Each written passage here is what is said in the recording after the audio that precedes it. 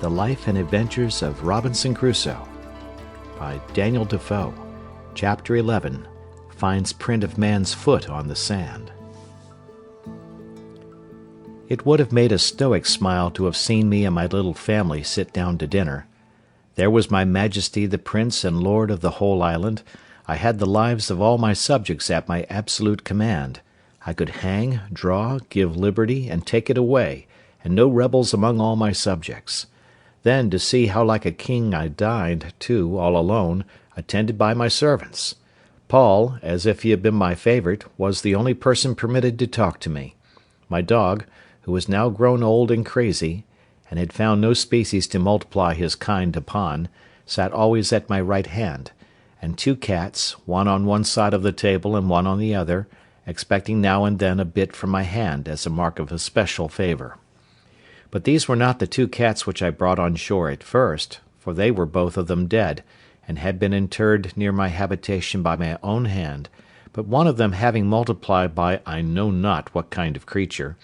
These were two which I had preserved tame, whereas the rest ran wild in the woods, and became indeed troublesome to me at last, for they would often come into my house and plunder me too,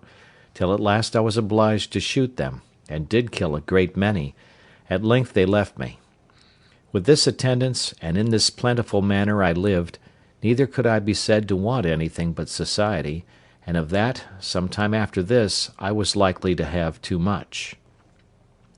I was something impatient, as I have observed, to have the use of my boat, though very loath to run any more hazards, and therefore sometimes I sat contriving ways to get her about the island,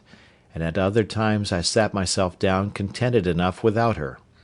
But I had a strange uneasiness in my mind to go down to the point of the island where, as I have said in my last ramble, I went up the hill to see how the shore lay, and how the current set, that I might see what I had to do. This inclination increased upon me every day, and at length I resolved to travel thither by land, following the edge of the shore. I did so. But had any one in England met such a man as I was, it must either have frightened him, or raised a great deal of laughter, and as I frequently stood still to look at myself, I could not but smile at the notion of my travelling through Yorkshire with such an equipage, and in such a dress. Be pleased to take a sketch of my figure, as follows. I had a great high shapeless cap, made of a goat's skin, with a flap hanging down behind, as well to keep the sun from me as to shoot the rain off from running into my neck, nothing being so hurtful in these climates as the rain upon the flesh under the clothes. I had a short jacket of goat's skin, the skirts coming down to about the middle of the thighs, and a pair of open-kneed breeches of the same. The breeches were made of the skin of an old he-goat, whose hair hung down such a length on either side that, like pantaloons, it reached to the middle of my legs. Stockings and shoes I had none, but had made me a pair of somethings, I scarce knew what to call them, like buskins, to flap over my legs, and lace on either side like spatterdashes, but of a most barbarous shape, as indeed were all the rest of my clothes. I had on a broad belt of goat's skin dried, which I drew together with two thongs of the same instead of buckles, and in a kind of a frog on either side of this, instead of a sword and dagger, hung a little saw and a hatchet, one on one side and one on the other. I had another belt not so broad, and fastened in the same manner, which hung over my shoulder, and at the end of it, under my left arm, hung two pouches, both made of goat's skin too, in one of which hung my powder, in the other my shot. At my back I carried my basket, and on my shoulder my gun, and over my head a great clumsy, ugly, goat's skin umbrella, but which, after all, was the most necessary thing I had about me, next to my gun. As for my face, the colour of it was really not so mulatto-like as one might expect from a man not at all careful of it, and living within 9 or 10 degrees of the equinox. My beard I had once suffered to grow till it was about 1/4 of a yard long, but as I had both scissors and razors sufficient, I had cut it pretty short, except what grew on my upper lip, which I had trimmed into a large pair of Mahometan whiskers, such as I had seen worn by some Turks at Sallee, for the Moors did not wear such, though the Turks did, of these mustachios or whiskers, I will not say they were long enough to hang my hat upon them, but they were of a length and shape monstrous enough, and such as in England would have passed for frightful. But all this is by the by, for as to my figure, I had so few to observe me that it was of no manner of consequence, so I say no more of that. In this kind of dress I went my new journey, and was out 5 or 6 days. I travelled first along the seashore, directly to the place where I first brought my boat to an anchor to get upon the rocks, and having no boat now to take care of, I went over the land a nearer way to the same height that I was upon before, when, looking forward to the points of the rocks which lay out, and which I was obliged to double with my boat, as is said above, I was surprised to see the sea all smooth and quiet, no rippling, no motion, no current, any more there than in other places. I was at a strange loss to understand this, and resolved to spend some time in the observing it, to see if nothing from the sets of the tide had occasioned it. But I was presently convinced how it was, that is, that the tide of ebb setting from the west, and joining with the current of waters from some great river on the shore, must be the occasion of this current, and that, according as the wind blew more forcibly from the west or from the north, this current came nearer or went farther from the shore. For waiting thereabouts till evening, I went up to the rock again, and then the tide of ebb being made, I plainly saw the current again as before, only that it ran farther off, being near half a league from the shore,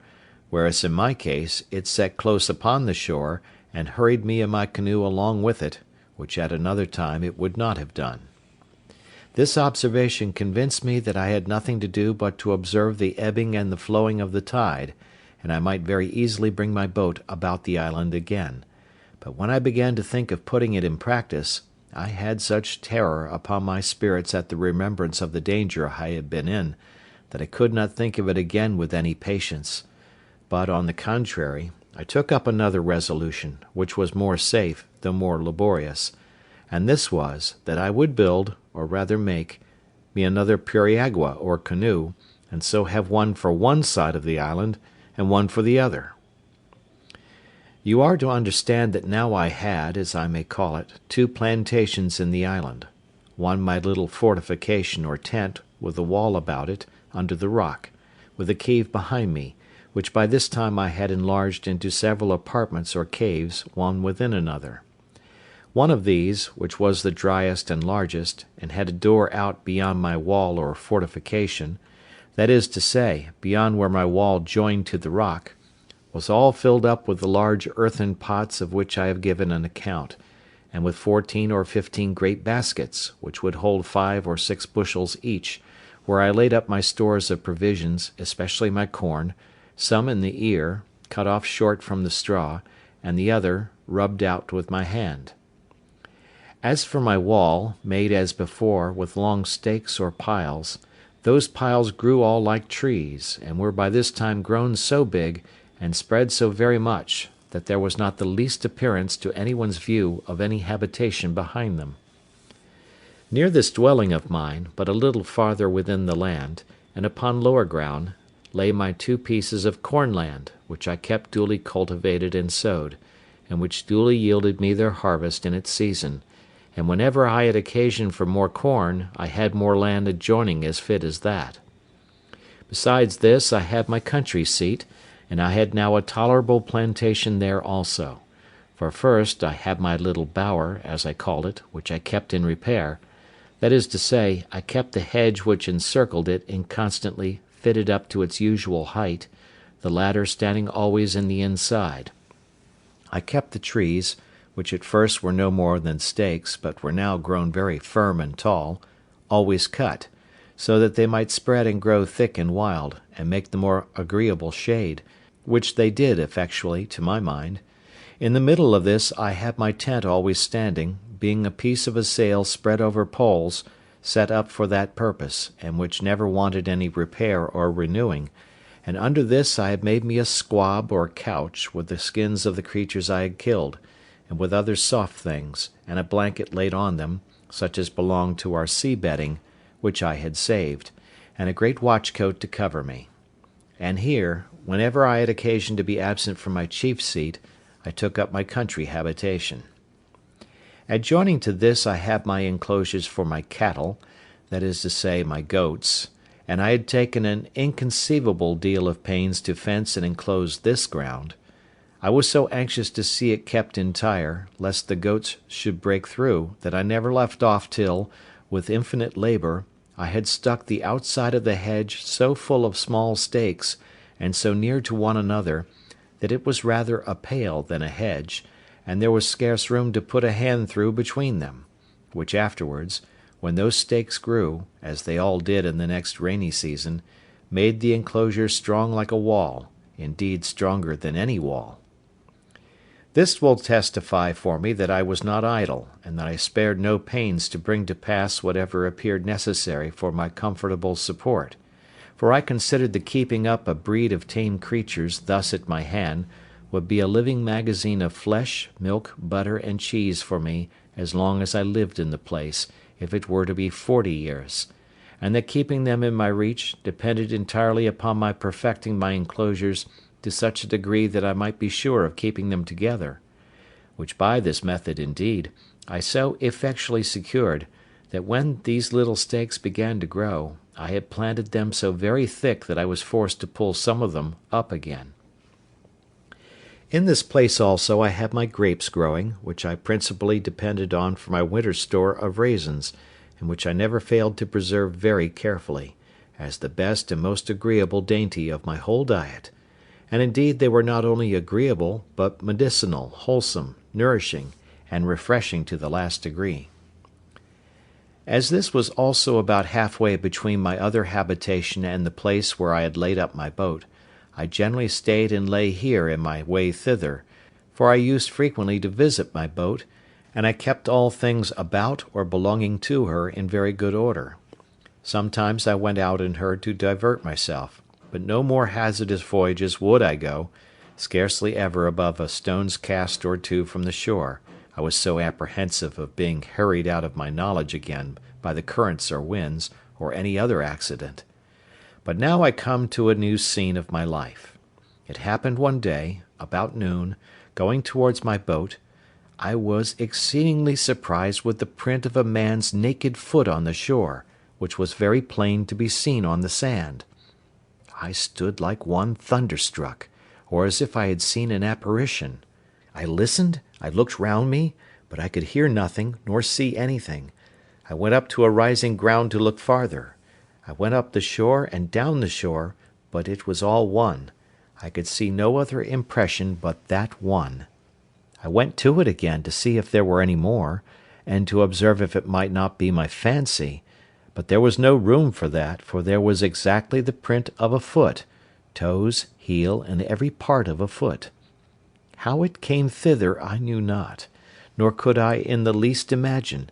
but after innumerable fluttering thoughts, like a man perfectly confused and out of myself, I came home to my fortification, not feeling, as we say, the ground I went on, but terrified to the last degree, looking behind me at every 2 or 3 steps, mistaking every bush and tree, and fancying every stump at a distance to be a man. Nor is it possible to describe how many various shapes my affrighted imagination represented things to me in, how many wild ideas were found every moment in my fancy, and what strange unaccountable whimsies came into my thoughts by the way. When I came to my castle, for so I think I called it ever after this, I fled into it like one pursued. Whether I went over by the ladder, as first contrived, or went in at the hole in the rock, which I had called a door, I cannot remember. No, nor could I remember the next morning, for never frightened hare fled to cover, or fox to earth, with more terror of mind than I to this retreat. I slept none that night. The farther I was from the occasion of my fright, the greater my apprehensions were, which is something contrary to the nature of such things, and especially to the usual practice of all creatures in fear. But I was so embarrassed with my own frightful ideas of the thing, that I formed nothing but dismal imaginations to myself, even though I was now a great way off. Sometimes I fancied it must be the devil, and reason joined in with me in this supposition, for how should any other thing in human shape come into the place? Where was the vessel that brought them? What marks were there of any other footstep? And how was it possible a man should come there? But then, to think that Satan should take human shape upon him in such a place, where there could be no manner of occasion for it, but to leave the print of his foot behind him, and that even for no purpose too, for he could not be sure I should see it, this was an amusement the other way. I considered that the devil might have found out abundance of other ways to have terrified me than this of the single print of a foot, that as I lived quite on the other side of the island, he would never have been so simple as to leave a mark in a place where it was 10,000 to 1 whether I should ever see it or not, and in the sand too, which the first surge of the sea upon a high wind would have defaced entirely. All this seemed inconsistent with the thing itself, and with all the notions we usually entertain of the subtlety of the devil. Abundance of such things as these assisted to argue me out of all apprehensions of its being the devil, and I presently concluded then that it must be some more dangerous creature, that is, that it must be some of the savages of the mainland opposite who had wandered out to sea in their canoes, and either driven by the currents or by contrary winds had made the island and had been on shore, but were gone away again to sea, being as loath perhaps to have stayed in this desolate island as I would have been to have had them. While these reflections were rolling in my mind, I was very thankful in my thoughts that I was so happy as not to be thereabouts at that time, or that they did not see my boat, by which they would have concluded that some inhabitants had been in the place, and perhaps have searched farther for me. Then terrible thoughts racked my imagination about their having found out my boat, and that there were people here, and that, if so, I should certainly have them come again in greater numbers and devour me, that if it should happen that they should not find me, yet they would find my enclosure, destroy all my corn, and carry away all my flock of tame goats, and I should perish at last for mere want.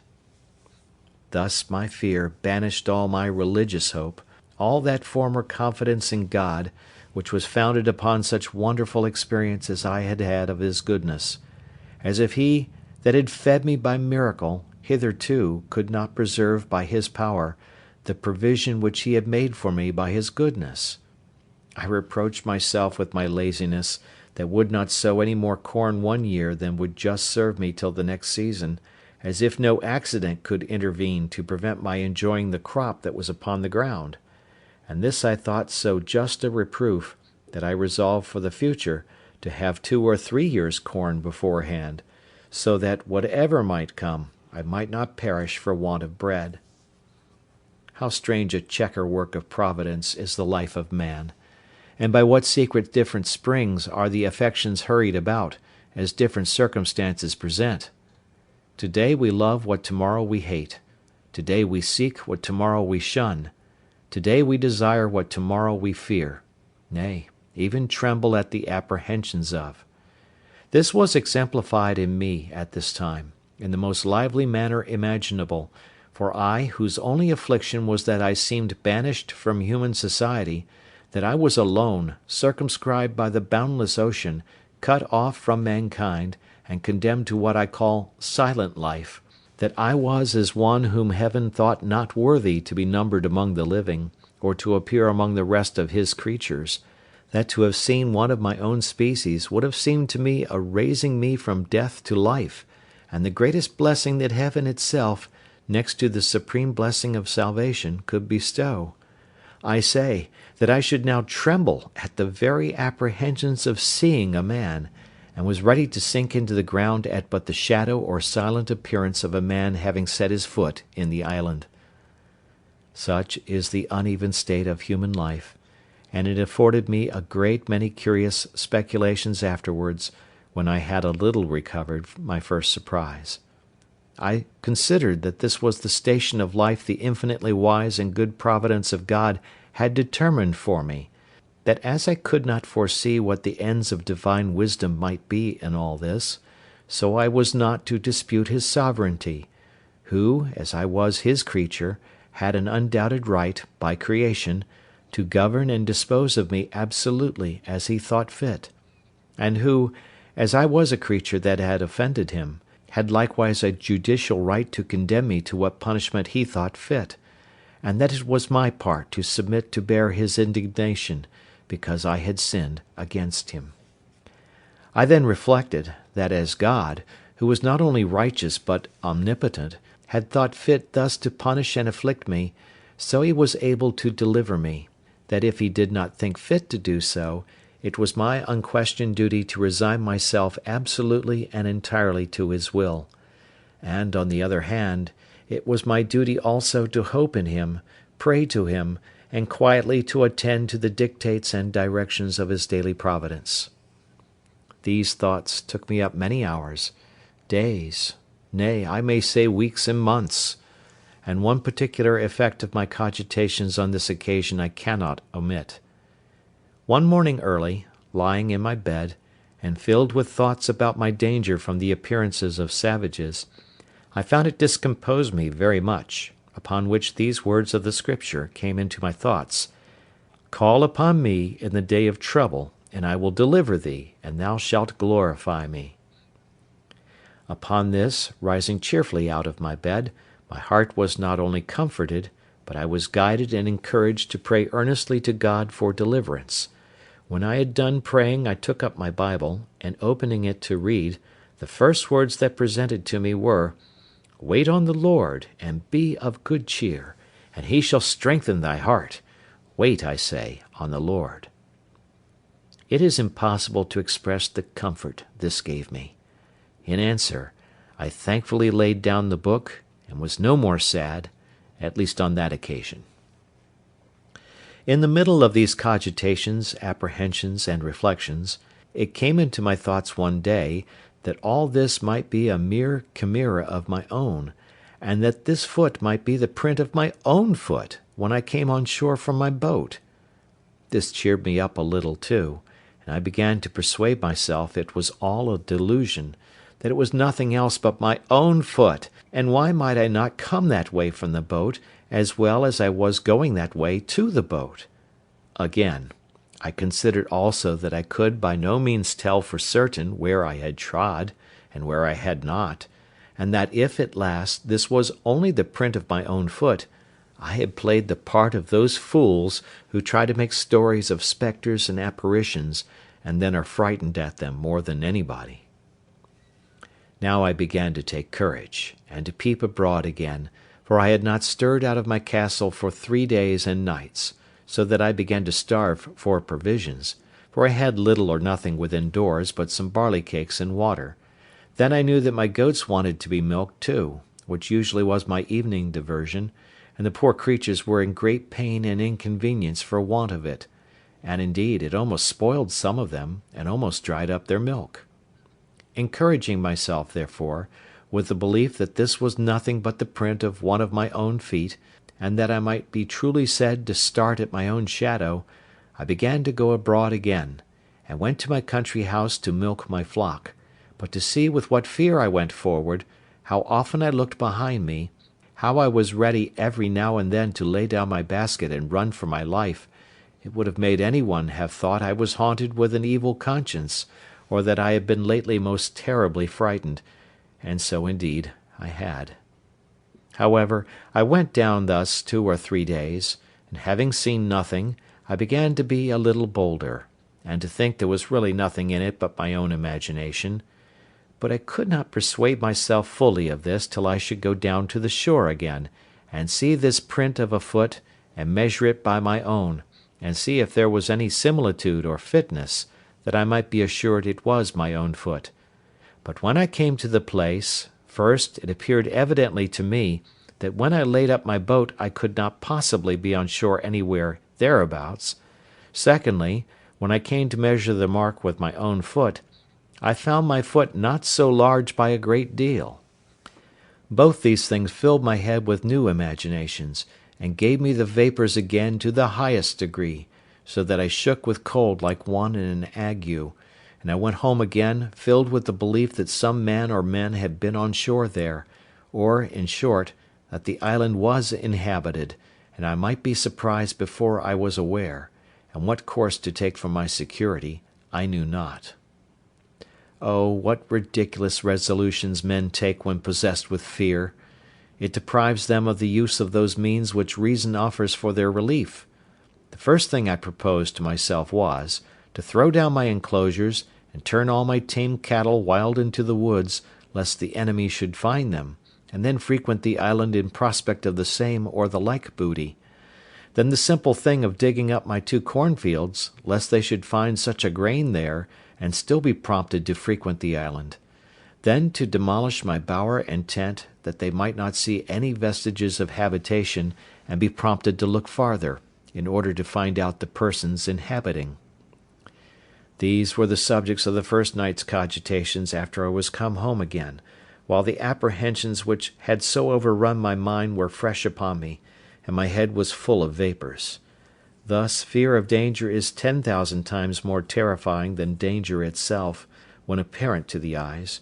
and we find the burden of anxiety greater, by much, than the evil which we are anxious about. And what was worse than all this, I had not that relief in this trouble that from the resignation I used to practise I hoped to have. I looked, I thought, like Saul, who complained not only that the Philistines were upon him, but that God had forsaken him, for I did not now take due ways to compose my mind, by crying to God in my distress, and resting upon his providence, as I had done before, for my defence and deliverance, which, if I had done, I had at least been more cheerfully supported under this new surprise, and perhaps carried through it with more resolution. This confusion of my thoughts kept me awake all night, but in the morning I fell asleep, and having, by the amusement of my mind, been as it were tired, and my spirits exhausted, I slept very soundly, and waked much better composed than I had ever been before. And now I began to think sedately, and upon debate with myself, I concluded that this island, which was so exceedingly pleasant, fruitful, and no farther from the mainland than I had seen, was not so entirely abandoned as I might imagine; that although there were no stated inhabitants who lived on the spot, yet that there might sometimes come boats off from the shore, who, either with design, or perhaps never but when they were driven by cross winds, might come to this place, that I had lived there 15 years now, and had not met with the least shadow or figure of any people yet,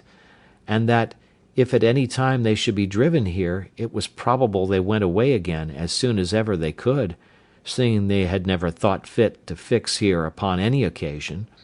that the most I could suggest any danger from was from any casual accidental landing of straggling people from the main,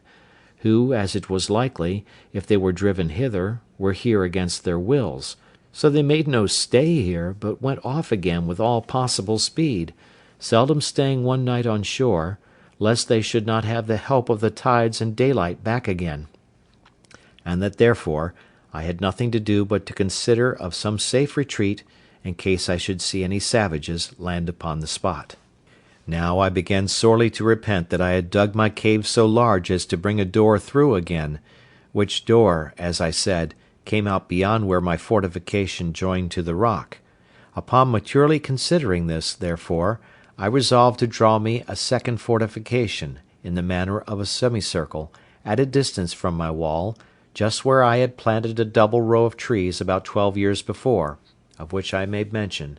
these trees having been planted so thick before, they wanted but few piles to be driven between them, that they might be thicker and stronger, and my wall would be soon finished.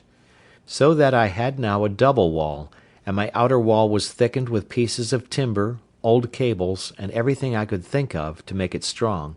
having in it 7 little holes, about as big as I might put my arm out at. In the inside of this I thickened my wall to about 10 feet thick, with continually bringing earth out of my cave, and laying it at the foot of the wall, and walking upon it, and through the 7 holes I contrived to plant the muskets, of which I took notice that I had got 7 on shore, out of the ship. These I planted like my cannon, and fitted them into frames, that held them like a carriage, so that I could fire all the 7 guns in 2 minutes' time.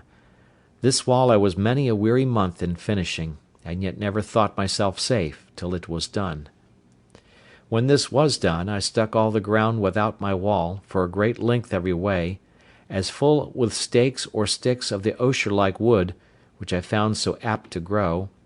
as they could well stand, insomuch that I believe I might set in near 20,000 of them, leaving a pretty large space between them and my wall, that I might have room to see an enemy, and that they might have no shelter from the young trees, if they attempted to approach my outer wall.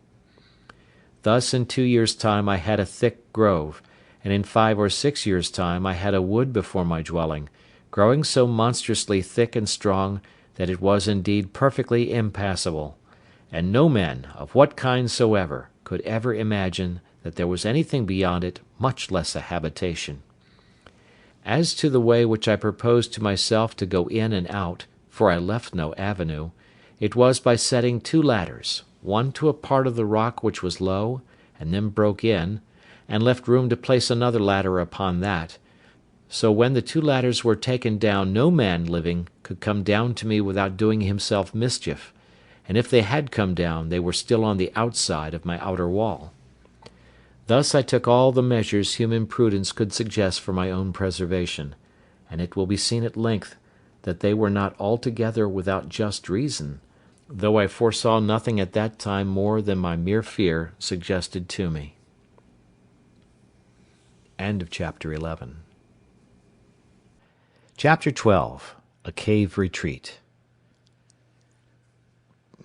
While this was doing, I was not altogether careless of my other affairs, for I had a great concern upon me for my little herd of goats.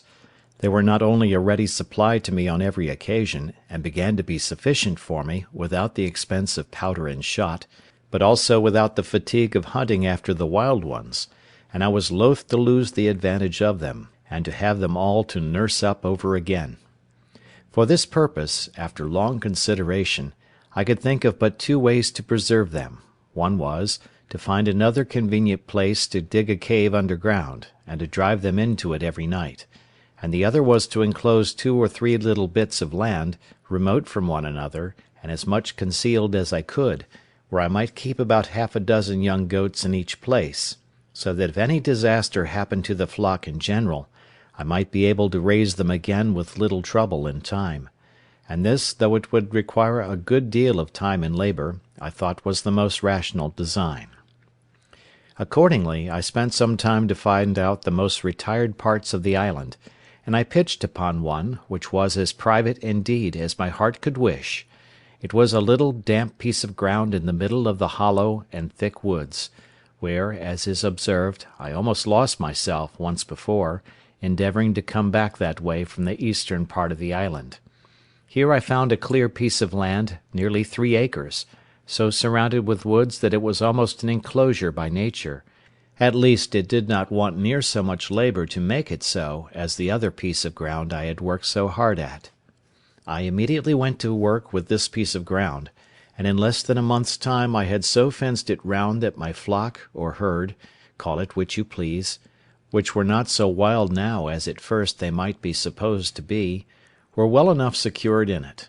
So, without any further delay, I removed 10 young she-goats and 2 he-goats to this piece, and when they were there I continued to perfect the fence till I had made it as secure as the other,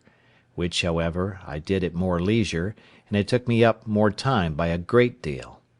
All this labour I was at the expense of, purely from my apprehensions on account of the print of a man's foot, for as yet I had never seen any human creature come near the island, and I had now lived 2 years under this uneasiness, which, indeed, made my life much less comfortable than it was before, as may be well imagined by any who know what it is to live in the constant snare of the fear of man. And this I must observe, with grief too, that the discomposure of my mind had great impression also upon the religious part of my thoughts;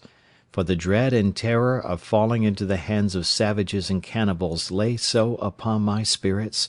that I seldom found myself in a due temper for application to my Maker; at least, not with the sedate calmness and resignation of soul which I was wont to do. I rather prayed to God as under great affliction and pressure of mind, surrounded with danger, and in expectation every night of being murdered and devoured before morning; and I must testify, from my experience, that a temper of peace, thankfulness, love, and affection is much the more proper frame for prayer than that of terror and discomposure, and that under the dread of mischief impending, a man is no more fit for a comforting performance of the duty of praying to God than he is for a repentance on a sick bed, for these discomposures affect the mind as the others do the body, and the discomposure of the mind must necessarily be as great a disability as that of the body, and much greater, praying to God being properly an act of the mind, not of the body. But to go on. After I had thus secured one part of my little living stock, I went about the whole island searching for another private place to make such another deposit, when, wandering more to the west point of the island than I had ever done yet, and looking out to sea, I thought I saw a boat upon the sea at a great distance. I had found a perspective glass or two in one of the seamen's chests which I saved out of our ship, but I had it not about me, and this was so remote that I could not tell what to make of it, though I looked at it till my eyes were not able to hold to look any longer. Whether it was a boat or not I do not know,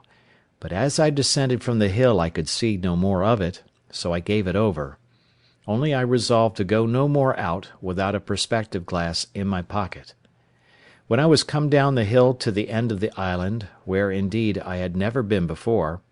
I was presently convinced that the seeing the print of the man's foot was not such a strange thing in the island as I imagined,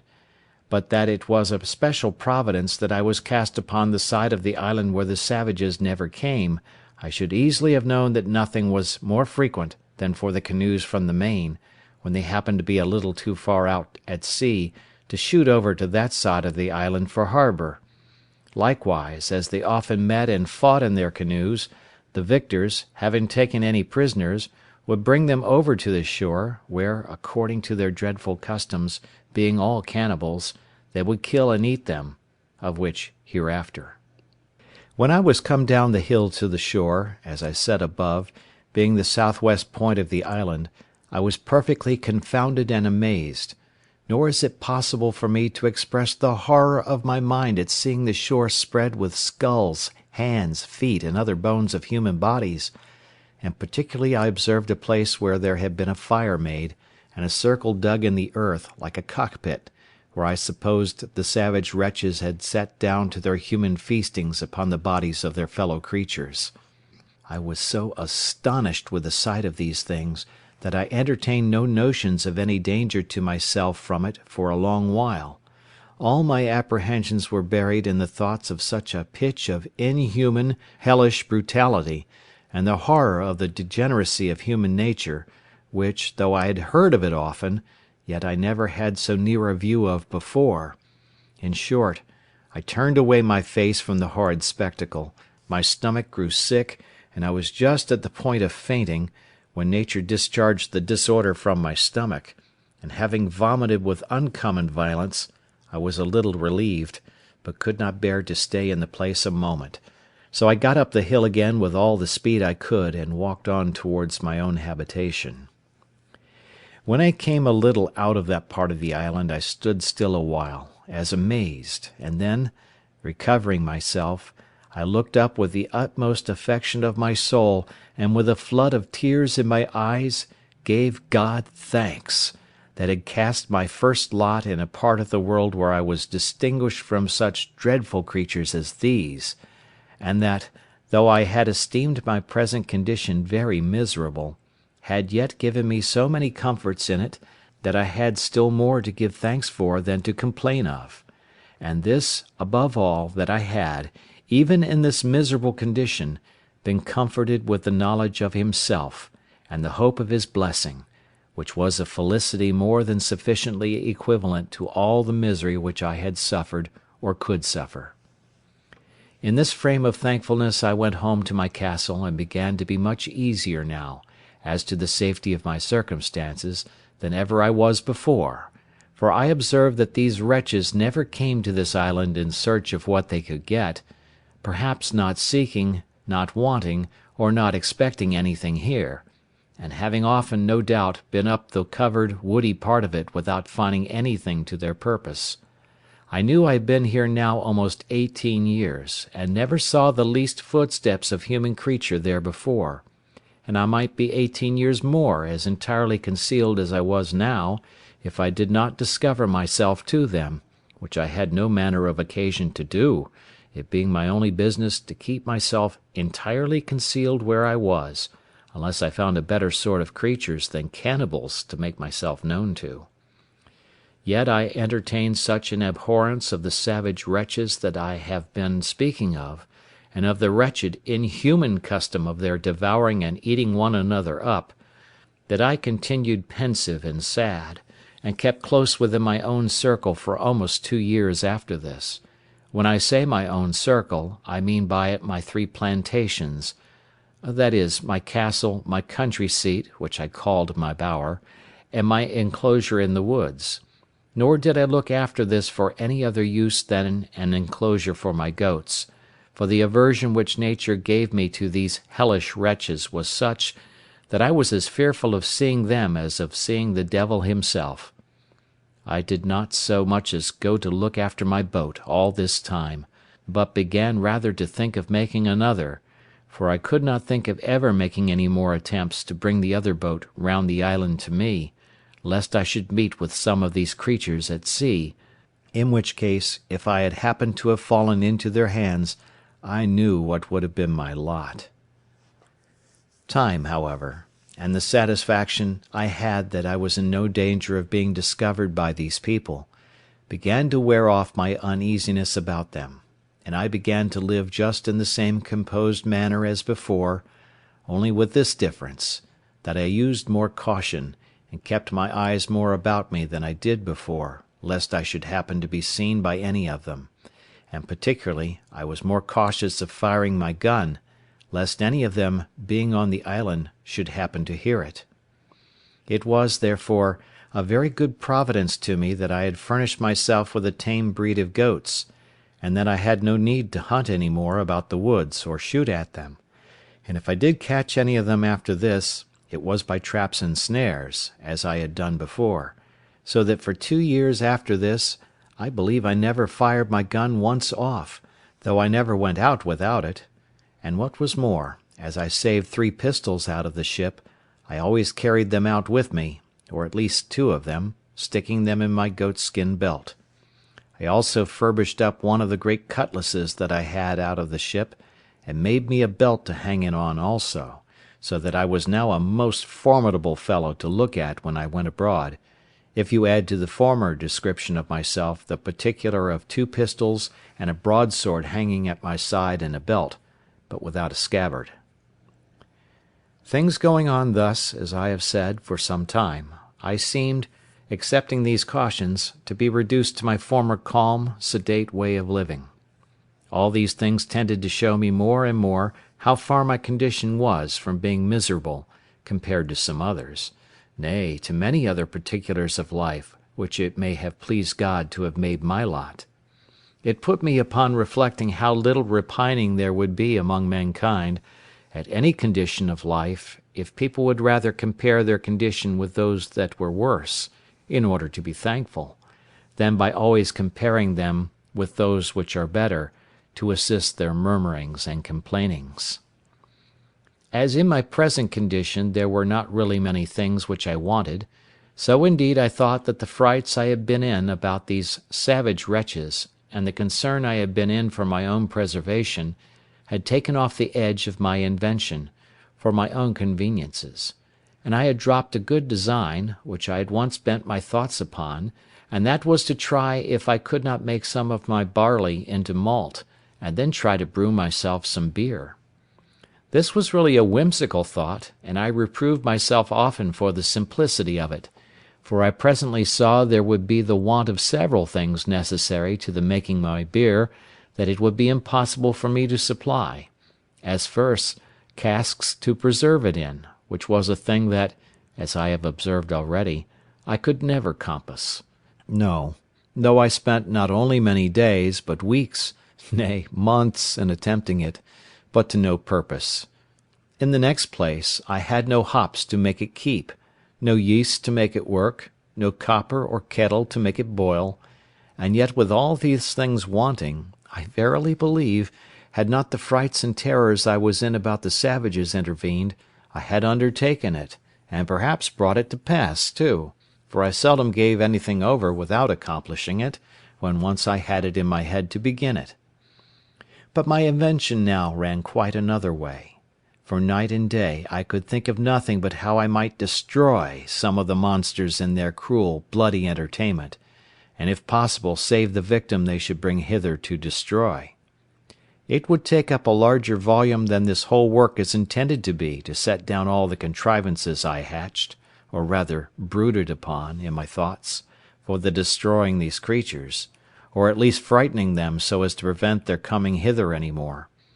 But all this was abortive; nothing could be possible to take effect, unless I was to be there to do it myself, and what could one man do among them, when perhaps there might be 20 or 30 them together with their darts, or their bows and arrows, with which they could shoot as true to a mark as I could with my gun? Sometimes I thought if digging a hole under the place where they made their fire, and putting in 5 or 6 pounds of gunpowder, which when they kindled their fire would consequently take fire and blow up all that was near it. But, as in the first place I should be unwilling to waste so much powder upon them, my store being now within the quantity of 1 barrel, so neither could I be sure of its going off at any certain time, when it might surprise them, and at best that it would do little more than just blow the fire about their ears and fright them, but not sufficient to make them forsake the place. So I laid it aside, and then proposed that I would place myself in ambush in some convenient place, with my 3 guns all double loaded, and in the middle of their bloody ceremony let fly at them, when I should be sure to kill or wound perhaps 2 or 3 at every shot; and then falling in upon them with my 3 pistols and my sword, I made no doubt but that, if there were 20, I should kill them all. This fancy pleased my thoughts for some weeks, and I was so full of it that I often dreamed of it, and sometimes that I was just going to let fly at them in my sleep. I went so far with it in my imagination that I employed myself several days to find out proper places to put myself in ambuscade, as I said, to watch for them; and I went frequently to the place itself, which was now grown more familiar to me. But while my mind was thus filled with thoughts of revenge, and of bloody putting 20 or 30 of them to the sword, as I may call it, the horror I had at the place, and the signals of the barbarous wretches devouring one another, abetted my malice. Well, at length I found a place in the side of the hill where I was satisfied I might securely wait till I saw any of their boats coming, and might then, even before they would be ready to come on shore, convey myself unseen into some thickets of trees, in one of which there was a hollow large enough to conceal me entirely, and there I might sit and observe all their bloody doings, and take my full aim at their heads, when they were so close together as that it would be next to impossible that I should miss my shot, or that I could fail wounding 3 or 4 of them at the first shot. In this place, then, I resolved to fulfil my design, and accordingly I prepared 2 muskets and my ordinary fowling piece. The 2 muskets I loaded with a brace of slugs each, and 4 or 5 smaller bullets, about the size of pistol bullets, and the fowling piece I loaded with near a handful of swan shot of the largest size. I also loaded my pistols with about 4 bullets each, and in this posture, well provided with ammunition for a second and third charge, I prepared myself for my expedition. After I had thus laid the scheme of my design, and in my imagination put it into practice, I continually made my tour every morning to the top of the hill, which was from my castle, as I call it, about 3 miles or more, to see if I could observe any boats upon the sea, coming near the island, or standing over towards it; but I began to tire of this hard duty, after I had for 2 or 3 months constantly kept my watch, but came always back without any discovery, there having not in all that time been the least appearance, not even on or near the shore, but on the whole ocean, so far as my eye or glass could reach every way. As long as I kept my daily tour to the hill, to look out, so long also I kept up the vigour of my design, and my spirit seemed to be all the while in a suitable frame for so outrageous an execution as the killing of 20 or 30 naked savages,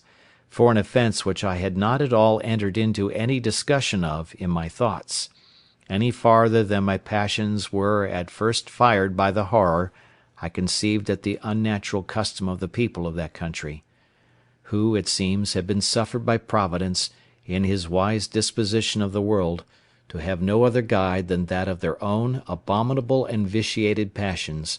and consequently were left, and perhaps had been so for some ages, to act such horrid things, and receive such dreadful customs, as nothing but nature, entirely abandoned by heaven, and actuated by some hellish degeneracy, which could have run them into.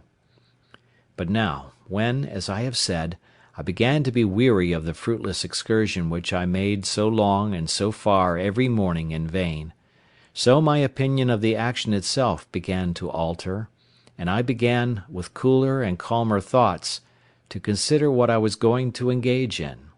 what authority or call I had to pretend to be judge and executioner upon these men as criminals, whom Heaven had thought fit for so many ages to suffer unpunished to go on,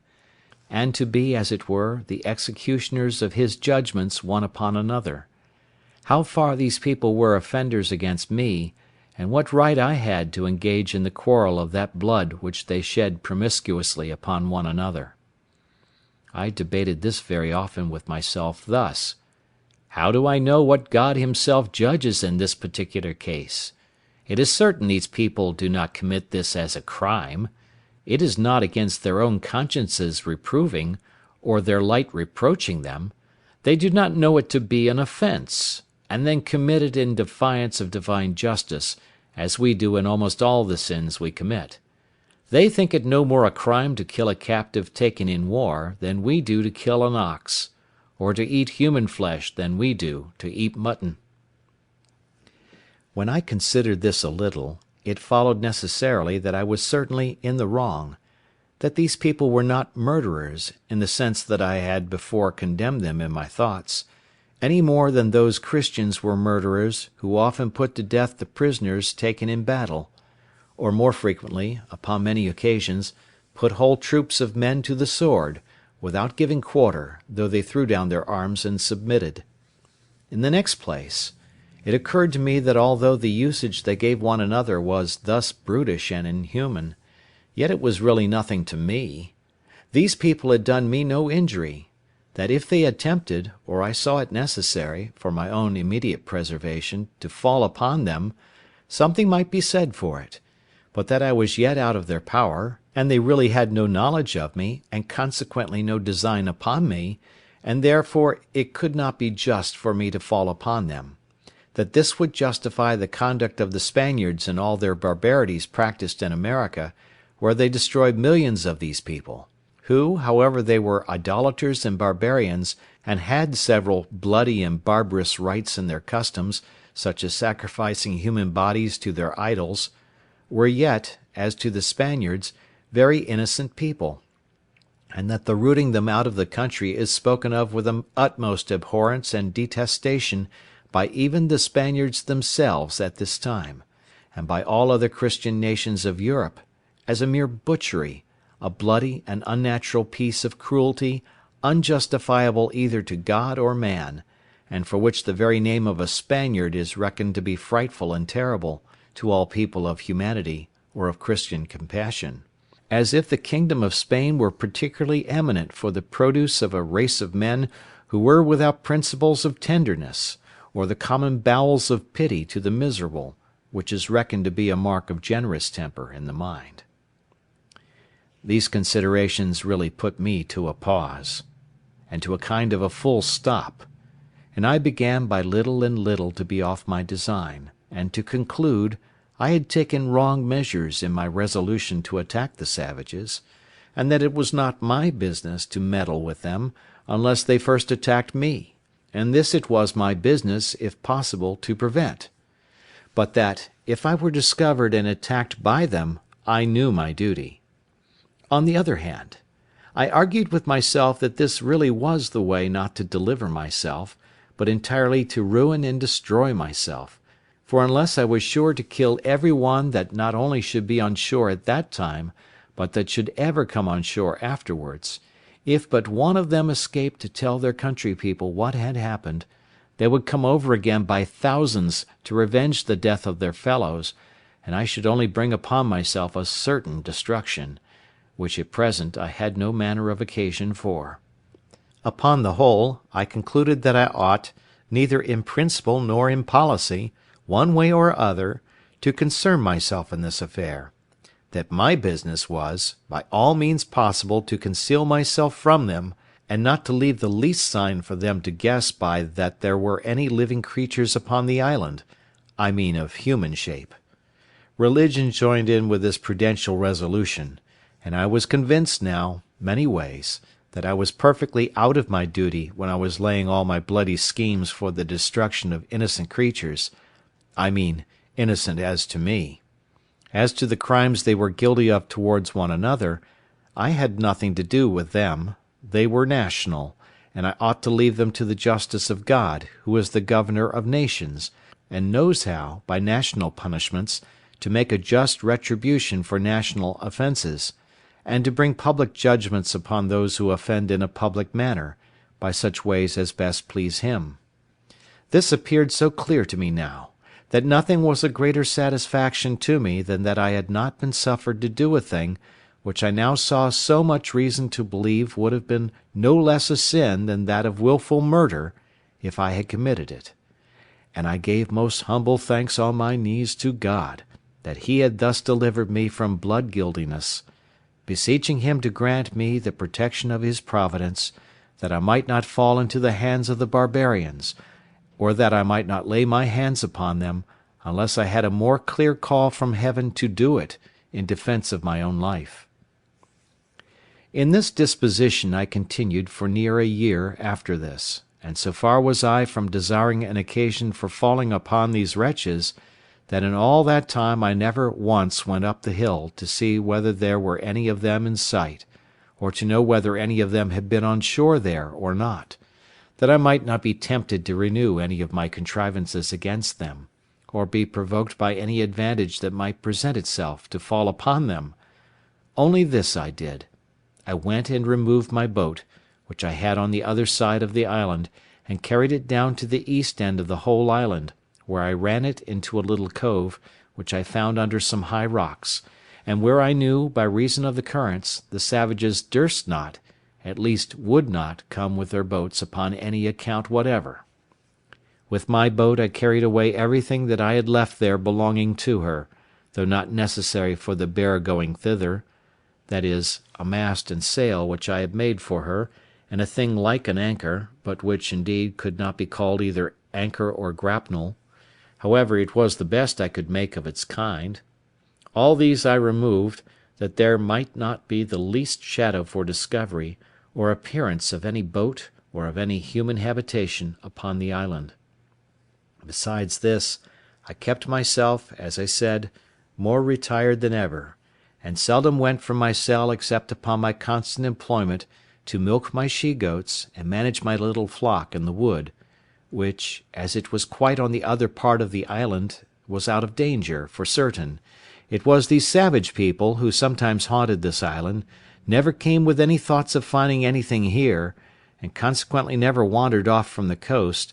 and I doubt not but they might have been several times on shore after my apprehensions of them had made me cautious, as well as before. Indeed, I looked back with some horror upon the thoughts of what my condition would have been if I had chopped upon them and been discovered before that, when, naked and unarmed except with one gun, and that loaded often only with small shot, I walked everywhere, peeping and peering about the island to see what I could get. What a surprise should I have been in if, when I discovered the print of a man's foot, I had, instead of that, seen 15 or 20 savages, and found them pursuing me, and by the swiftness of their running no possibility of my escaping them. The thoughts of this sometimes sank my very soul within me, and distressed my mind so much that I could not soon recover it, to think what I should have done, and how I should not only have been unable to resist them, but even should not have had presence of mind enough to do what I might have done, much less what now, after so much consideration and preparation, I might be able to do. Indeed, after serious thinking of these things, I would be melancholy, and sometimes it would last a great while. But I resolved it all at last into thankfulness to that Providence which had delivered me from so many unseen dangers, and had kept me from those mischiefs which I could have no way been the agent in delivering myself from, because I had not the least notion of any such thing depending, or the least supposition of its being possible. This renewed a contemplation which often had come into my thoughts in former times, when first I began to see the merciful dispositions of Heaven, in the dangers we run through in this life, how wonderfully we are delivered when we know nothing of it, how, when we are in a quandary, as we call it, a doubt or hesitation whether to go this way or that way, a secret hint shall direct us this way, when we intended to go that way. Nay, when sense, our own inclination, and perhaps business has called us to go the other way, yet a strange impression upon the mind, from we know not what springs, and by we know not what power, shall overrule us to go this way, and it shall afterwards appear that had we gone that way, which we should have gone, and even to our imagination ought to have gone, we should have been ruined and lost. Upon these and many like reflections, I afterwards made it a certain rule with me, that whenever I found those secret hints or pressings of mine to doing or not doing anything that presented, or going this way or that way, I never failed to obey the secret dictate, though I knew no other reason for it than such a pressure or such a hint hung upon my mind.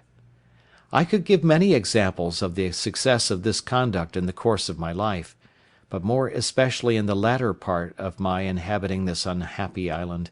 because, besides many occasions which it is very likely I might have taken notice of, if I had seen with the same eyes that I see with now. But it is never too late to be wise, and I cannot but advise all considering men, whose lives are attended with such extraordinary incidents as mine, and even though not so extraordinary, not to slight such secret intimations of Providence, let them come from what invisible intelligence they will. That I shall not discuss, and perhaps cannot account for, but certainly they are a proof of the converse of spirits, and a secret communication between those embodied and those unembodied, and such a proof as can never be understood, of which I shall have occasion to give some remarkable instances in the remainder of my solitary residence in this dismal place. I believe the reader of this will not think it strange if I confess that these anxieties, these constant dangers I lived in, and the concern that was now upon me, put an end to all invention, and to all the contrivances that I had laid for my future accommodations and conveniences. I had the care of my safety more now upon my hands than that of my food. I cared not to drive a nail, or chop a stick of wood now, for fear the noise I might make should be heard; much less would I fire a gun for the same reason; and above all I was intolerably uneasy at making any fire, lest the smoke, which is visible at a great distance in the day, should betray me. For this reason I removed that part of my business which required fire, such as burning of pots and pipes, etc., into my new apartment in the woods, where, after I had been some time, I found, to my unspeakable consolation, a mere natural cave in the earth, which went in a vast way, and where, I dare say, no savage, had he been at the mouth of it, would be so hardy as to venture in, nor indeed would any man else, but one who, like me, wanted nothing so much as a safe retreat. The mouth of this hollow was at the bottom of a great rock, where, by mere accident, I would say, if I did not see abundant reason to ascribe all such things now to Providence, I was cutting down some thick branches of trees to make charcoal; and before I go on, I must observe the reason of my making this charcoal, which was this. I was afraid of making a smoke about my habitation, as I said before, and yet I could not live there without baking my bread, cooking my meat, etc. So I contrived to burn some wood here, as I had seen done in England, under turf, till it became chark or dry coal, and then putting the fire out, I preserved the coal to carry home, and perform the other services for which fire was wanting, without danger of smoke. But this is by the by. While I was cutting down some wood here, I perceived that, behind a very thick branch of low brushwood or underwood,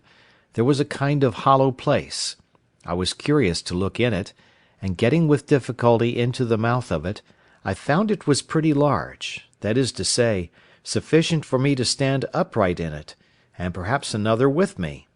But I must confess to you that I made more haste out than I did in, when looking farther into the place, and which was perfectly dark, I saw two broad shining eyes of some creature, whether devil or man I knew not, which twinkled like two stars, the dim light from the cave's mouth shining directly in, and making the reflection. However, after some pause, I recovered myself, and began to call myself 1,000 fools, and to think that he that was afraid to see the devil was not fit to live 20 years in an island all alone, and that I might well think there was nothing in this cave that was more frightful than myself.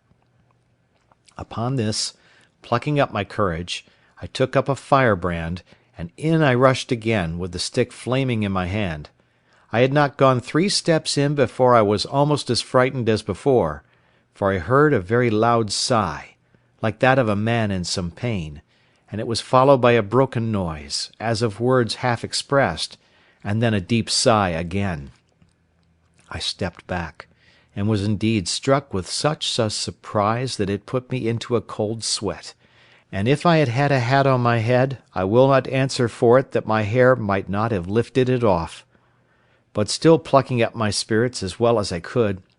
and encouraging myself a little with considering that the power and presence of God was everywhere, and was able to protect me, I stepped forward again, and by the light of the firebrand, holding it up a little over my head, I saw lying on the ground a monstrous, frightful old he-goat, just making his will, as we say, and gasping for life, and dying indeed of mere old age. I stirred him a little to see if I could get him out, and he essayed to get up, but was not able to raise himself, and I thought with myself he might even lie there, for if he had frightened me, so he would certainly fright any of the savages, if any of them should be so hardy as to come in there while he had any life in him. I was now recovered from my surprise, and began to look round me, when I found the cave was but very small, that is to say, it might be about 12 feet over, but in no manner of shape, neither round nor square, no hands having ever been employed in making it but those of mere nature.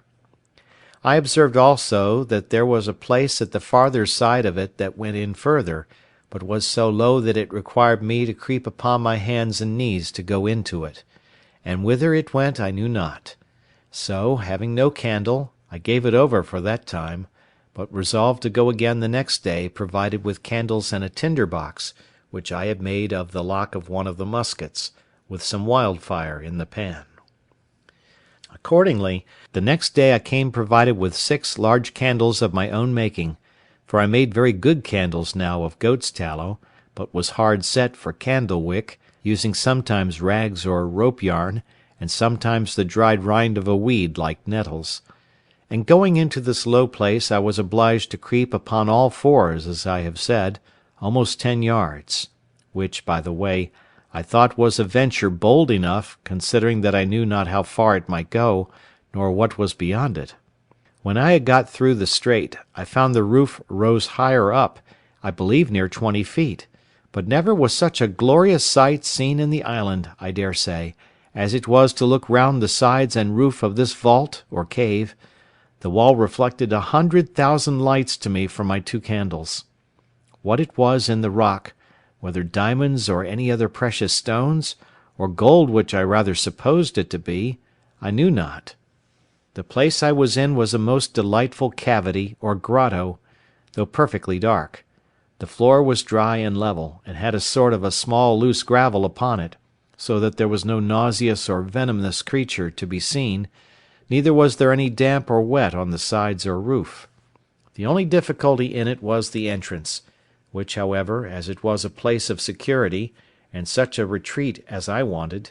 I thought was a convenience, so that I really rejoiced at the discovery, and resolved, without any delay, to bring some of those things which I was most anxious about to this place. Particularly, I resolved to bring hither my magazine of powder and all my spare arms, that is, 2 fowling pieces, for I had 3 in all, and 3 muskets, for of them I had 8 in all. So I kept in my castle only 5, which stood ready mounted like pieces of cannon on my outmost fence, and were ready also to take out upon any expedition. Upon this occasion of removing my ammunition, I happened to open the barrel of powder which I took up out of the sea, and which had been wet, and I found that the water had penetrated about 3 or 4 inches into the powder on every side, which, caking and growing hard, had preserved the inside like a kernel in the shell, so that I had near 60 pounds of very good powder in the centre of the cask. This was a very agreeable discovery to me at that time, so I carried all away thither, never keeping above 2 or 3 pounds of powder with me in my castle, for fear of a surprise of any kind. I also carried thither all the lead I had left for bullets. I fancied myself now like one of the ancient giants who were said to live in caves and holes in the rocks, where none could come at them, for I persuaded myself, while I was here, that if 500 savages were to hunt me, they could never find me out, or if they did, they would not venture to attack me here. The old goat whom I found expiring died in the mouth of the cave the next day after I made this discovery, and I found it much easier to dig a great hole there, and throw him in and cover him with earth, than to drag him out. So I interred him there, to prevent offence to my nose. End of Chapter 12. Chapter 13. Wreck of a Spanish Ship. I was now in the 23rd year of my residence in this island, and was so naturalized to the place and the manner of living that, could I but have enjoyed the certainty that no savages would come to the place to disturb me, I could have been content to have capitulated for spending the rest of my time there, even to the last moment, till I had laid me down and died, like the old goat in the cave. I had also arrived to some little diversions and amusements, which made the time pass a great deal more pleasantly with me than it did before. First, I had taught my Paul, as I noted before, to speak, and he did it so familiarly, and talked so articulately and plain, that it was very pleasant to me, and he lived with me no less than 26 years. How long he might have lived afterwards I know not, though I know they have a notion in the Brazils that they live 100 years. My dog was a pleasant and loving companion to me for no less than 16 years of my time, and then died of mere old age. As for my cats, they multiplied, as I have observed, to that degree that I was obliged to shoot several of them at first, to keep them from devouring me and all I had; but at length, when the 2 old ones I brought with me were gone, and after some time continually driving them from me, and letting them have no provision with me, they all ran wild into the woods, except 2 or 3 favourites, which I kept tame, and whose young, when they had any, I always drowned, and these were part of my family.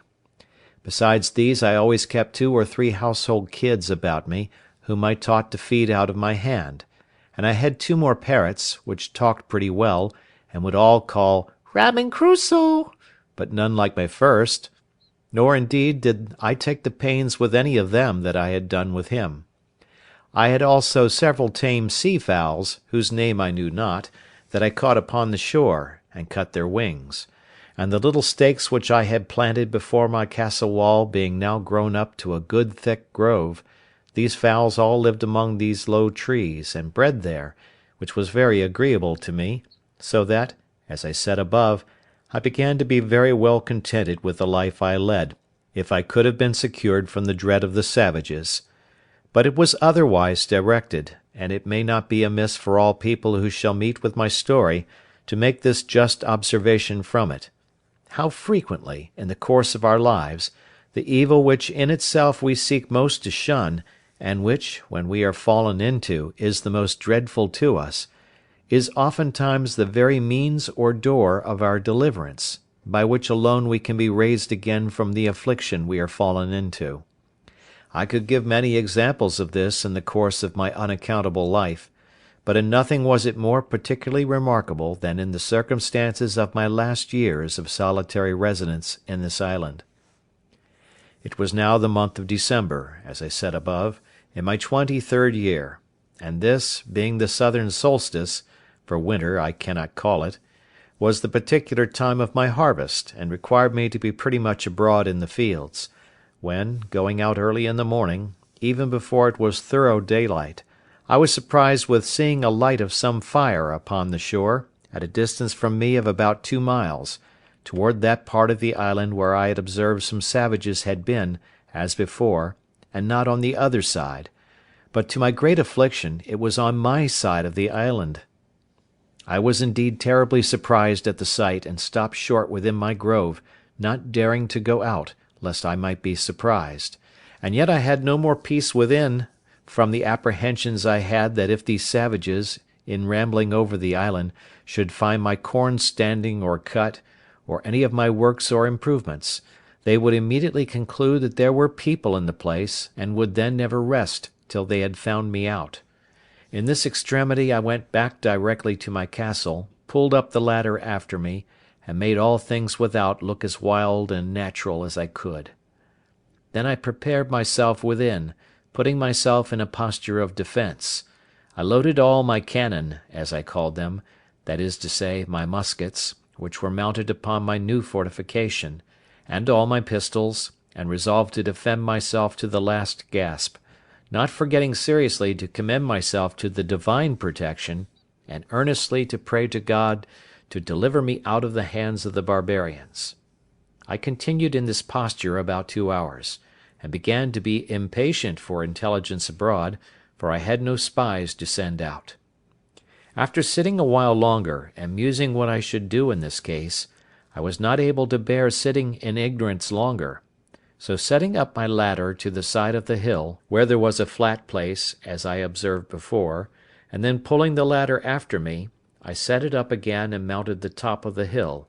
and pulling out my perspective glass, which I had taken on purpose, I laid me down flat on my belly on the ground, and began to look for the place.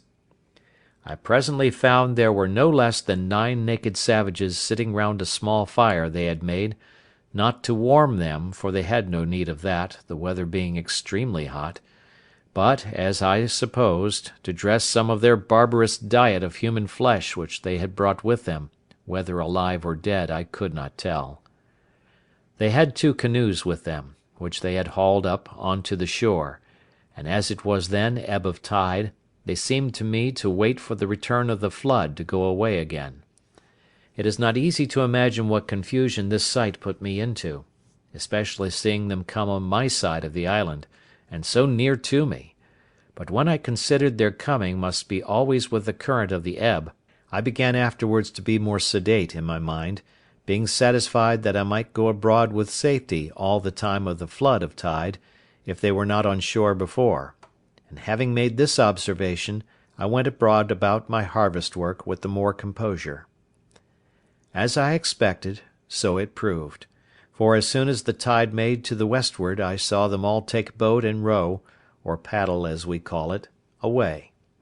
I should have observed, that for an hour or more before they went off they were dancing, and I could easily discern their postures and gestures by my glass. I could not perceive, by my nicest observation, but that they were stark naked, and had not the least covering upon them, but whether they were men or women I could not distinguish. As soon as I saw them shipped and gone, I took 2 guns upon my shoulders, and 2 pistols in my girdle, and my great sword by my side without a scabbard, and with all the speed I was able to make went away to the hill where I had discovered the first appearance of all; and as soon as I got thither, which was not in less than 2 hours, for I could not go quickly, being so loaded with arms as I was, I perceived there had been 3 canoes more of the savages at that place; and looking out farther, I saw they were all at sea together, making over for the main. This was a dreadful sight to me, especially as, going down to the shore, I could see the marks of horror which the dismal work they had been about had left behind it, that is, the blood, the bones, and part of the flesh of human bodies eaten and devoured by those wretches with merriment and sport. I was so filled with indignation at the sight, that I now began to premeditate the destruction of the next that I saw there, let them be whom or how many soever. It seemed evident to me that the visits which they made thus to this island were not very frequent, for it was above 15 months before any more of them came on shore there again. That is to say, I never saw them or any footsteps or signals of them in all that time; for as to the rainy seasons, then they are sure not to come abroad, at least not so far. Yet all this while I lived uncomfortably by reason of the constant apprehensions of their coming upon me by surprise; from whence I observe, that the expectation of evil is more bitter than the suffering, especially if there is no room to shake off that expectation or those apprehensions. During all this time I was in a murdering humour, and spent most of my hours, which should have been better employed, in contriving how to circumvent and fall upon them the very next time I should see them, especially if they should be divided, as they were the last time, into two parties; nor did I consider at all that if I killed one party, suppose 10 or a dozen, I was still the next day, or week, or month, to kill another, and so another, even ad infinitum, till I should be, at length, no less a murderer than they were in being man-eaters, and perhaps much more so. I spent my days now in great perplexity and anxiety of mind, expecting that I should one day or other fall into the hands of these merciless creatures, and if I did at any time venture abroad, it was not without looking around me with the greatest care and caution imaginable. And now I found, to my great comfort, how happy it was that I had provided a tame flock or herd of goats, for I durst not upon any account fire my gun, especially near that side of the island where they usually came, lest I should alarm the savages; and if they had fled from me now, I was sure to have them come again with perhaps 200 or 300 canoes with them in a few days, and then I knew what to expect. However, I wore out a year and 3 months more before I ever saw any more of the savages, and then I found them again, as I shall soon observe. It is true they might have been there once or twice, but either they made no stay, or at least I did not see them; but in the month of May, as near as I could calculate, and in my 24th year, I had a very strange encounter with them, of which in its place. The perturbation of my mind during this 15 or 16 months' interval was very great. I slept unquietly, dreamed always frightful dreams, and often started out of my sleep in the night. In the day great troubles overwhelmed my mind, and in the night I dreamed often of killing the savages, and of the reasons why I might justify doing it. But to waive all this for a while. It was in the middle of May, on the 16th day, I think, as well as my poor wooden calendar would reckon, for I marked all upon the post still. I say, it was on the 16th of May that it blew a very great storm of wind all day, with a great deal of lightning and thunder, and a very foul night it was after it. I knew not what was the particular occasion of it, but as I was reading in the Bible, and taken up with very serious thoughts about my present condition, I was surprised with the noise of a gun, as I thought, fired at sea. This was, to be sure, a surprise quite of a different nature from any I had met with before, for the notions this put into my thoughts were quite of another kind. I started up in the greatest haste imaginable, and in a trice clapped my ladder to the middle place of the rock, and pulled it up after me, and mounting it the second time, got to the top of the hill the very moment that a flash of fire bid me listen for a second gun, which accordingly, in about half a minute, I heard, and by the sound I knew that it was from that part of the sea where I was driven down the current in my boat. I immediately considered that this must be some ship in distress, and that they had some comrade, or some other ship in company, and fired these for signals of distress, and to obtain help. I had the presence of mind at that minute to think, that though I could not help them, it might be that they might help me. So I brought together all the dry wood I could get at hand, and making a good handsome pile, I set it on fire upon the hill. The wood was dry, and blazed freely, and though the wind blew very hard, yet it burned fairly out, so that I was certain, if there was any such thing as a ship, they must needs see it. And no doubt they did, for as soon as ever my fire blazed up, I heard another gun, and after that several others, all from the same quarter. I plied my fire all night long, till daybreak, and when it was broad day, and the air cleared up, I saw something at a great distance at sea, full east of the island, whether a sail or a hull I could not distinguish, no, not with my glass, the distance was so great, and the weather still something hazy also, at least it was so out at sea. I looked frequently at it all that day, and soon perceived that it did not move, so I presently concluded that it was a ship at anchor, and being eager, you may be sure, to be satisfied, I took my gun in my hand, and ran towards the south side of the island to the rocks where I had formerly been carried away by the current, and getting up there, the weather by this time being perfectly clear, I could plainly see, to my great sorrow, the wreck of a ship, cast away in the night upon those concealed rocks which I found when I was out in my boat, and which rocks, as they checked the violence of the stream, and made a kind of counter-stream or eddy, were the occasion of my recovering from the most desperate, hopeless condition that ever I had been in all my life.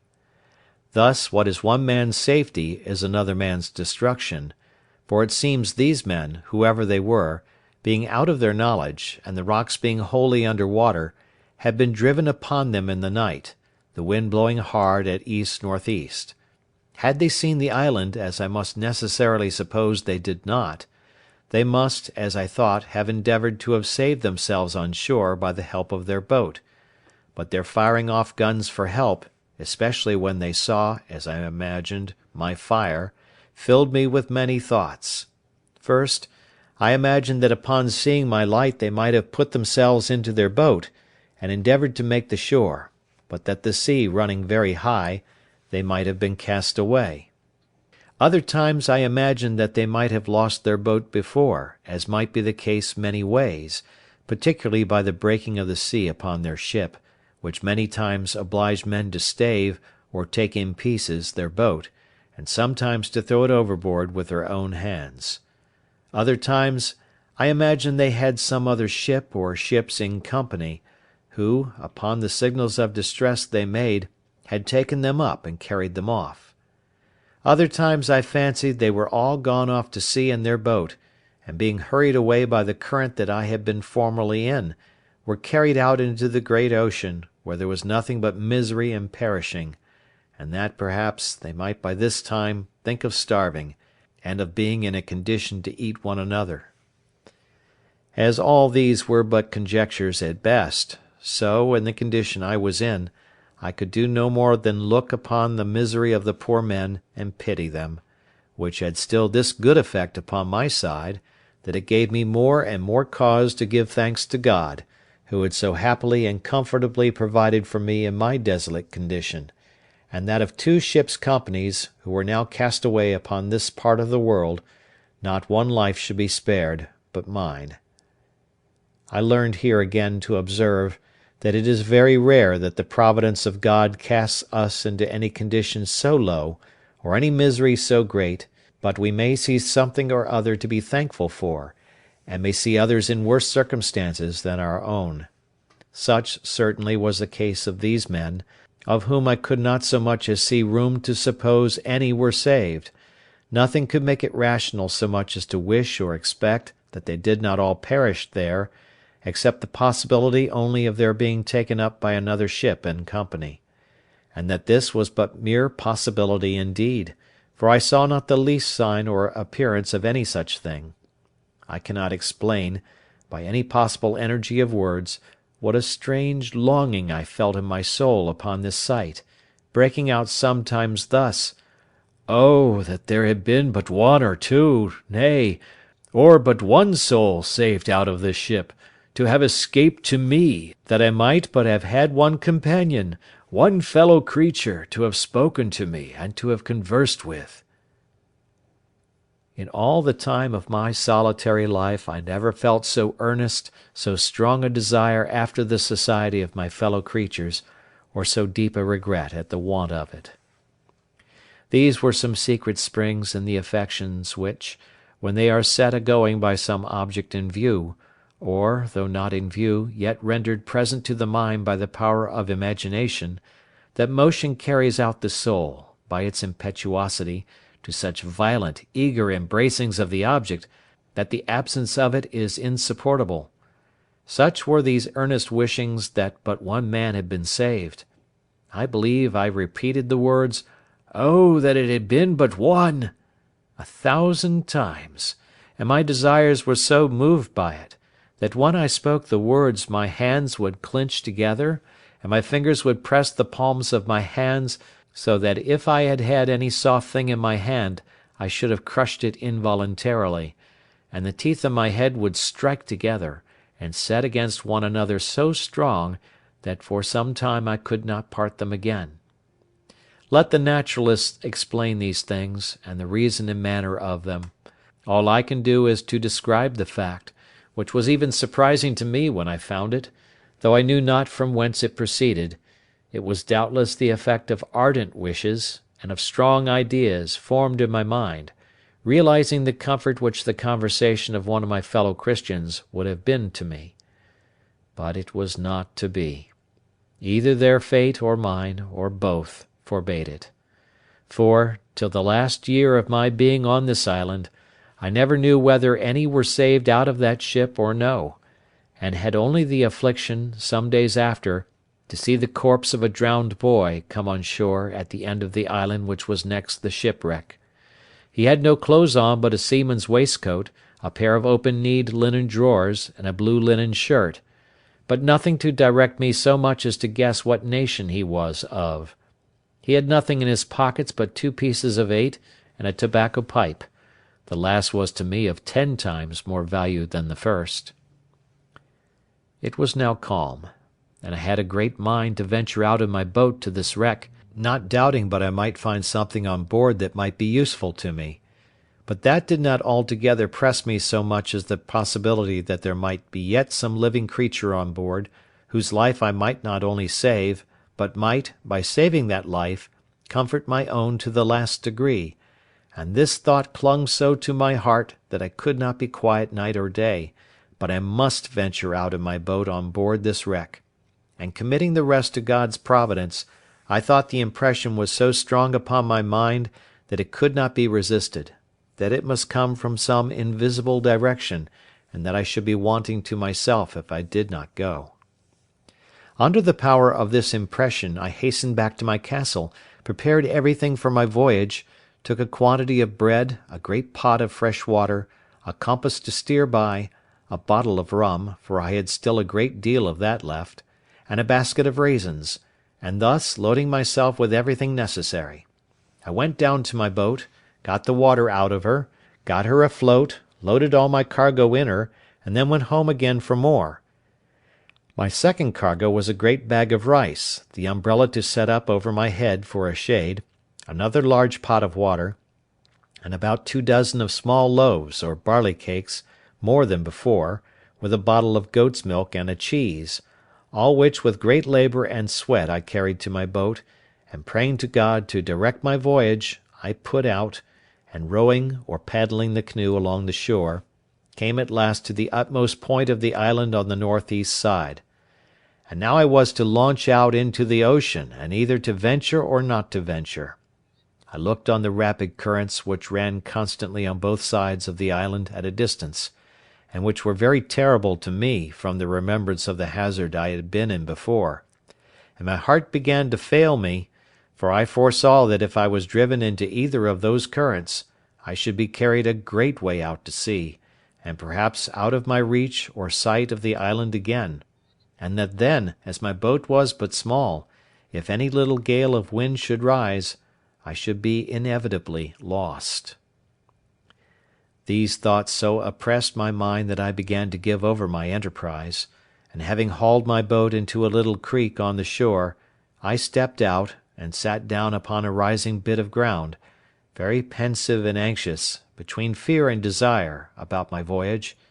when, as I was musing, I could perceive that the tide was turned and the flood come on, upon which my going was impracticable for so many hours. Upon this, presently it occurred to me that I should go up to the highest piece of ground I could find, and observe, if I could, how the sets of the tide or currents lay when the flood came in, that I might judge whether, if I was driven one way out, I might not expect to be driven another way home, with the same rapidity of the currents. This thought was no sooner in my head than I cast my eye upon a little hill which sufficiently overlooked the sea both ways, and from whence I had a clear view of the currents or sets of the tide, and which way I was to guide myself in my return. Here I found that, as the current of ebb set out close by the south point of the island, so the current of the flood set in close by the shore of the north side, and that I had nothing to do but to keep to the north side of the island in my return, and I should do well enough. Encouraged by this observation, I resolved the next morning to set out with the first of the tide, and reposing myself for the night in my canoe, under the watchcoat I mentioned, I launched out. I first made a little out to sea, full north, till I began to feel the benefit of the current, which set eastward, and which carried me at a great rate, and yet did not so hurry me as the current on the south side had done before, so as to take from me all government of the boat, but having a strong steerage with my paddle, I went at a great rate directly for the wreck, and in less than 2 hours I came up to it. It was a dismal sight to look at. The ship, which by its building was Spanish, stuck fast, jammed in between two rocks. All the stern and quarter of her were beaten to pieces by the sea, and as her forecastle, which stuck in the rocks, had run on with great violence, her mainmast and foremast were brought by the board, that is to say, broken short off, but her bowsprit was sound, and the head and bow appeared firm. When I came close to her, a dog appeared upon her, who, seeing me coming, yelped and cried, and as soon as I called him, jumped into the sea to come to me. I took him into the boat, but found him almost dead with hunger and thirst. I gave him a cake of my bread, and he devoured it like a ravenous wolf that had been starving a fortnight in the snow. I then gave the poor creature some fresh water, with which, if I would have let him, he would have burst himself. After this I went on board, but the first sight I met with was 2 men drowned in the cook-room or forecastle of the ship, with their arms fast about one another. I concluded, as is indeed probable, that when the ship struck, it being in a storm, the sea broke so high and so continually over her, that the men were not able to bear it, and were strangled with the constant rushing in of the water, as much as if they had been under water. Besides the dog, there was nothing left in the ship that had life, nor any goods that I could see, but what were spoiled by the water. There were some casks of liquor, whether wine or brandy I knew not, which lay lower in the hold, and which, the water being ebbed out, I could see, but they were too big to meddle with.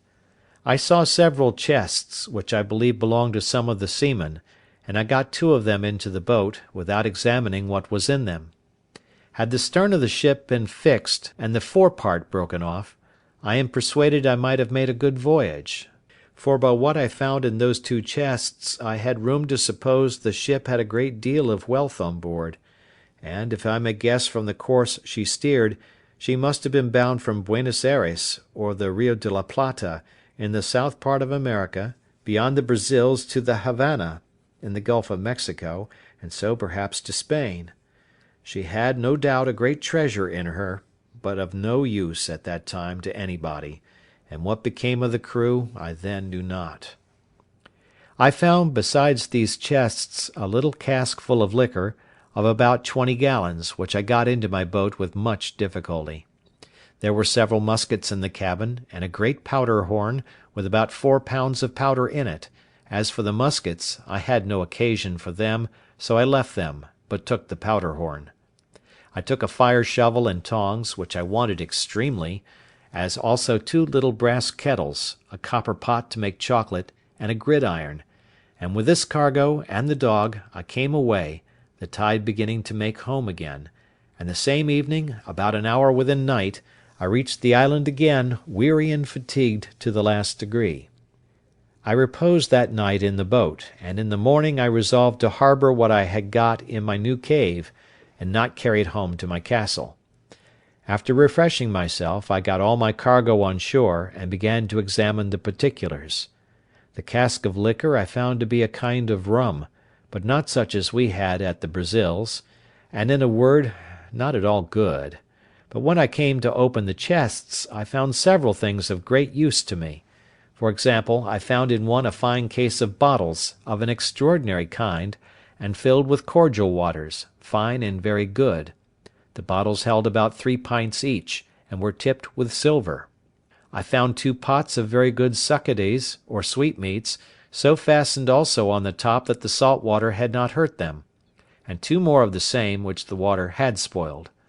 I found some very good shirts, which were very welcome to me, and about 12 dozen of white linen handkerchiefs and coloured neckcloths; the former were also very welcome, being exceedingly refreshing to wipe my face in a hot day. Besides this, when I came to the till in the chest, I found there 3 great bags of pieces of 8, which held about 1100 pieces in all, and in one of them, wrapped up in a paper, 6 doubloons of gold, and some small bars or wedges of gold. I suppose they might all weigh near a pound. In the other chest were some clothes, but of little value; but, by the circumstances, it must have belonged to the gunner's mate, though there was no powder in it, except 2 pounds of fine glaze powder, and 3 flasks, kept, I suppose, for charging their fowling pieces on occasion.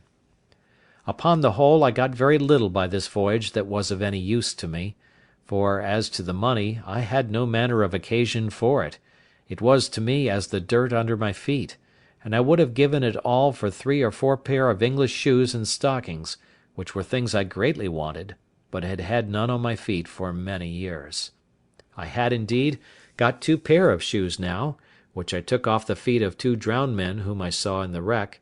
and I found 2 pair more in one of the chests, which were very welcome to me, but they were not like our English shoes, either for ease or service, being rather what we call pumps than shoes.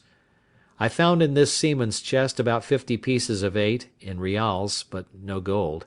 I suppose this belonged to a poorer man than the other, which seemed to belong to some officer. Well, however, I lugged this money home to my cave, and laid it up, as I had done that before which I had brought from our own ship;